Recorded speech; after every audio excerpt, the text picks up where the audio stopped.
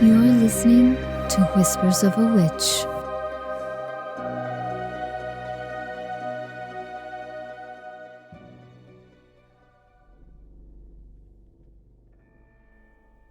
All of the following stories are by H.P. Lovecraft.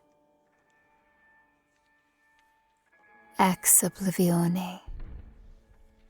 When the last days were upon me, and the ugly trifles of existence began to drive me to madness, like the small drops of water that torturers let fall ceaselessly upon one spot of their victim's body, I loved the radiate refuge of sleep.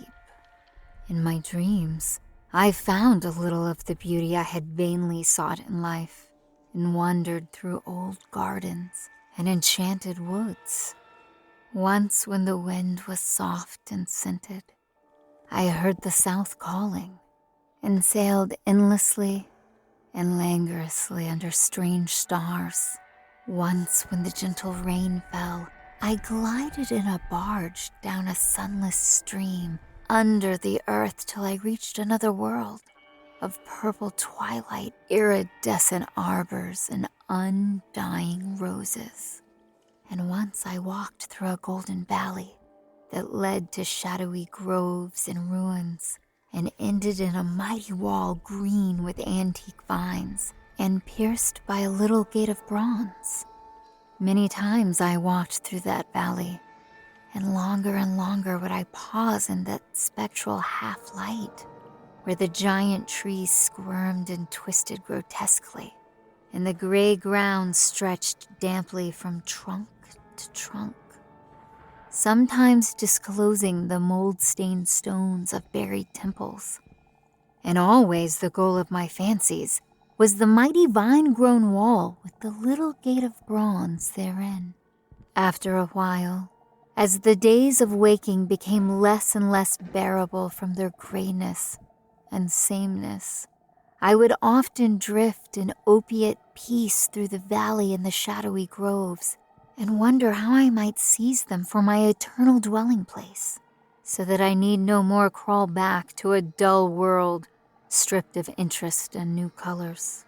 And as I looked upon the little gate in the mighty wall, I felt that beyond it lay a dream country from which, once it was entered, there would be no return. So each night in sleep I strove to find the hidden latch of the gate in the ivied antique wall, though it was exceedingly well hidden, and I would tell myself that the realm beyond the wall was not more lasting merely, but more lovely and radiant as well. Then one night, in the dream city of Zakarian, I found a yellowed papyrus filled with the thoughts of dream sages who dwelt of old in that city, and who were too wise ever to be born in the waking world. Therein were written many things concerning the world of dream, and among them was lore of a golden valley and sacred grove with temples, and a high wall pierced by a little bronze gate. When I saw this lore, I knew that it touched on the scenes I had haunted, and therefore read long in the yellowed papyrus. Some of the dream sages wrote gorgeously of the wonders beyond the irrepassable gate, but others told of horror and disappointment. I knew not which to believe, yet longed more and more to cross forever into the unknown land. For doubt and secrecy are the lure of lures, and no new horror can be more terrible than the daily torture of the commonplace.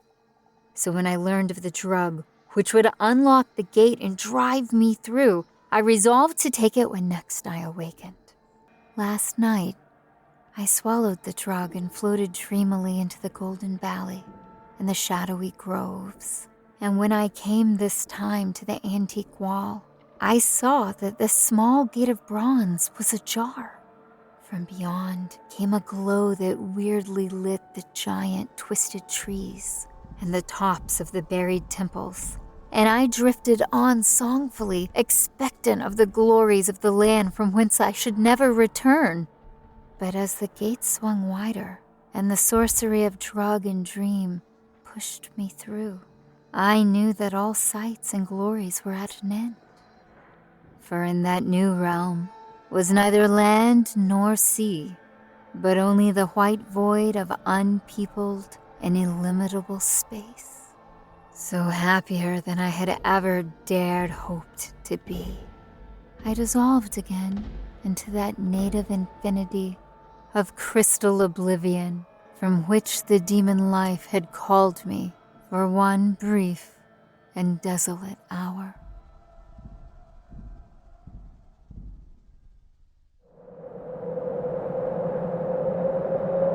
Whispers of a Witch.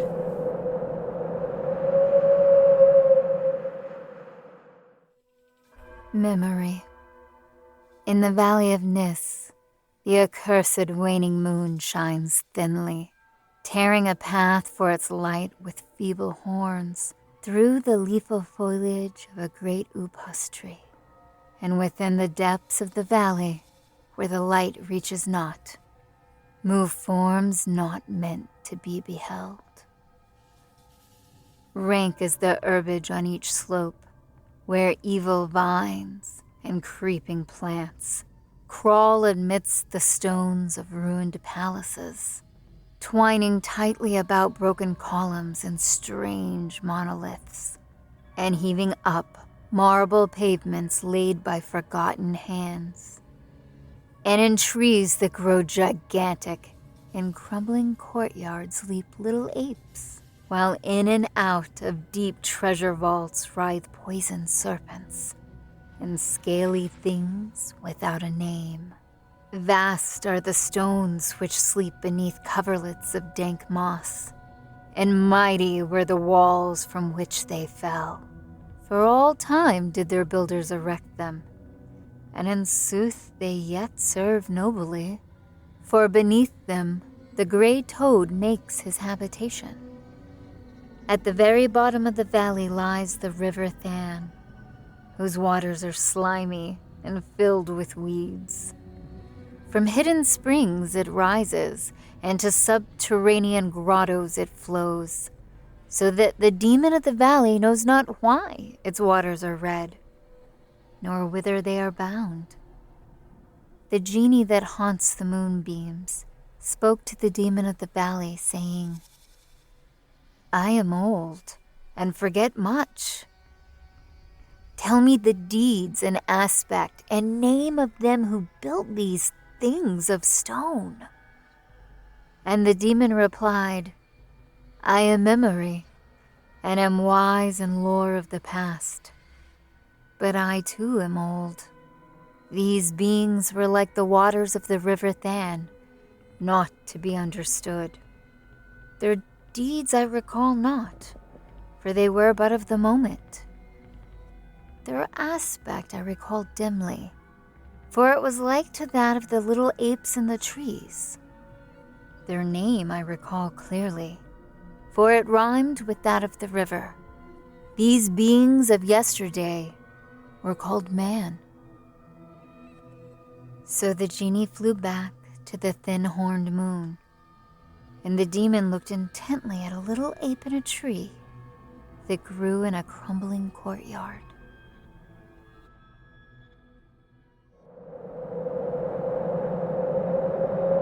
Whispers of a Witch.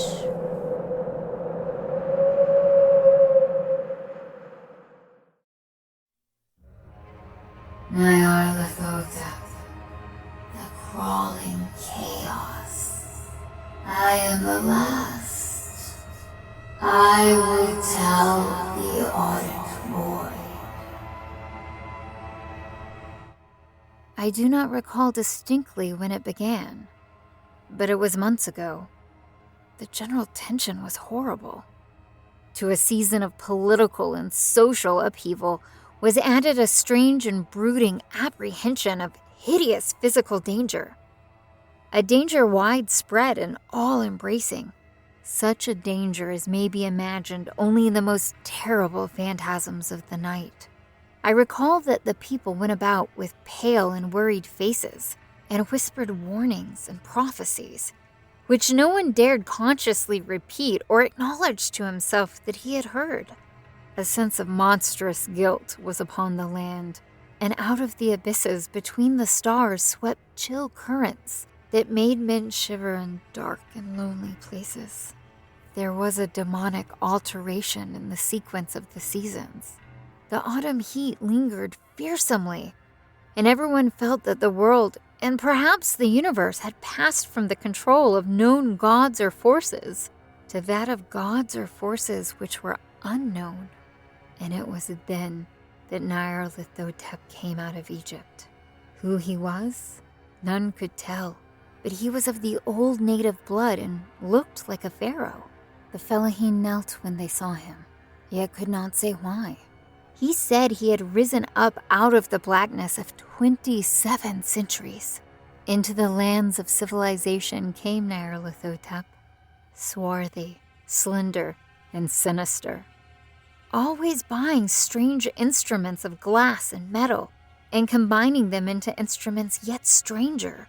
He spoke much of the sciences, of electricity and psychology, and gave exhibitions of power which sent his spectators away speechless, yet which swelled his fame to exceeding magnitude.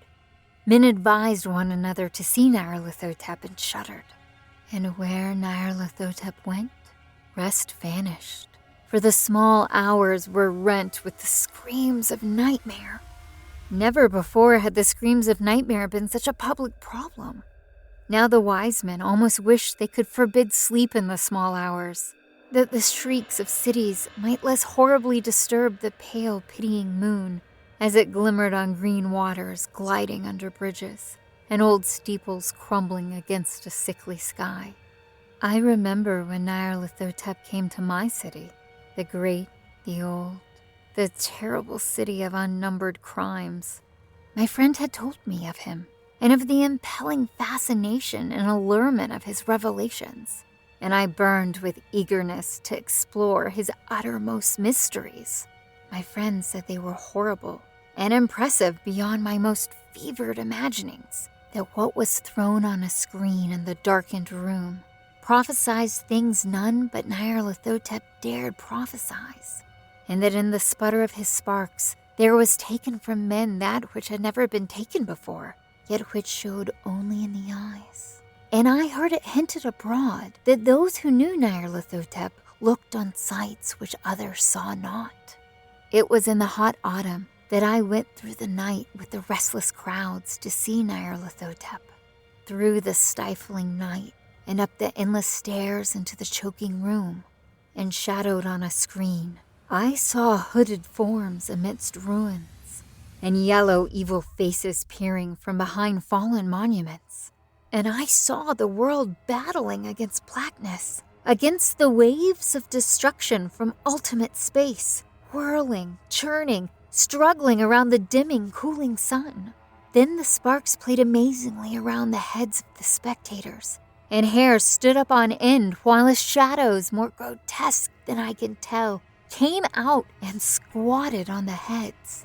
And when I, who was colder and more scientific than the rest, mumbled a trembling protest about imposture and static electricity, Nyarlathotep drave us all out, down the dizzy stairs into the damp, hot, deserted midnight streets. I screamed aloud that I was not afraid, that I never could be afraid, and others screamed with me for solace. We swore to one another that the city was exactly the same and still alive. And when the electric lights began to fade, we cursed the company over and over again and laughed at the queer faces we made. I believe we felt something coming down from the greenish moon, for when we began to depend on its light, we drifted into curious, involuntary formations and seemed to know our destinations, though we dared not think of them. Once we looked at the pavement and found the blocks loose and displaced by grass, with scarce a line of rusted metal to show where the tramways had run. And again we saw a tram car, lone, windowless, dilapidated, and almost on its side. When we gazed around the horizon, we could not find the third tower by the river, and noticed that the silhouette of the second tower was ragged at the top. Then we split up into narrow columns, each of which seemed drawn in a different direction. One disappeared in a narrow alley to the left, leaving only the echo of a shocking moan. Another filed down a weed-choked subway entrance, howling with a laughter that was mad. My own column was sucked toward the open country, and presently felt a chill which was not of the hot autumn, for as we stalked out on the dark moor, we beheld around us the hellish moon glitter of evil snows, trackless, inexplicable snows, swept asunder in one direction only, where lay a gulf all the blacker for its glittering walls. The column seemed very thin indeed as it plodded dreamily into the gulf. I lingered behind, for the black rift in the green-litten snow was frightful, and I thought I had heard the reverberations of a disquieting wail as my companions vanished. But my power to linger was slight. As if beckoned by those who had gone before, I half floated between the titanic snowdrifts, quivering and afraid, into the sightless vortex of the unimaginable.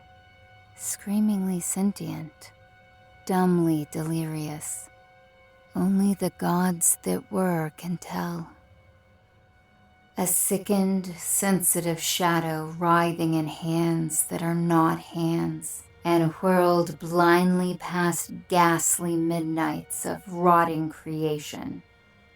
Corpses of dead worlds, with sores that were cities. Charnel winds that brush the pallid stars and make them flicker low.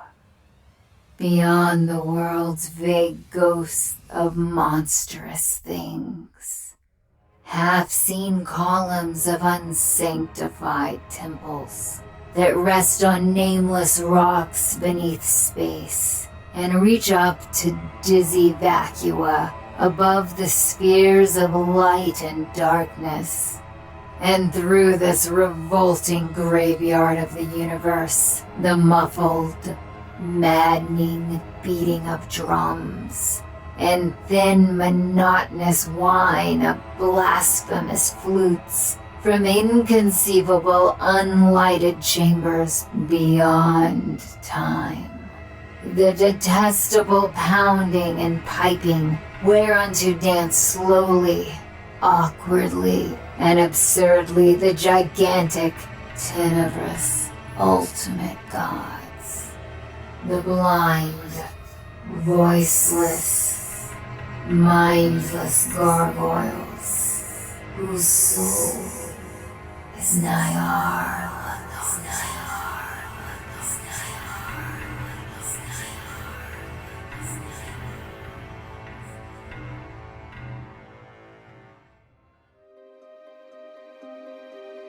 These poems and stories were narrated by Jennifer Ann Scott. Please visit witchvoice.com, and if you'd like to support this podcast and gain access to additional recordings, please visit patreon.com/whispers of a witch. And don't forget to follow me on Instagram and Facebook at The Witch Voice. Until next time, stay wicked.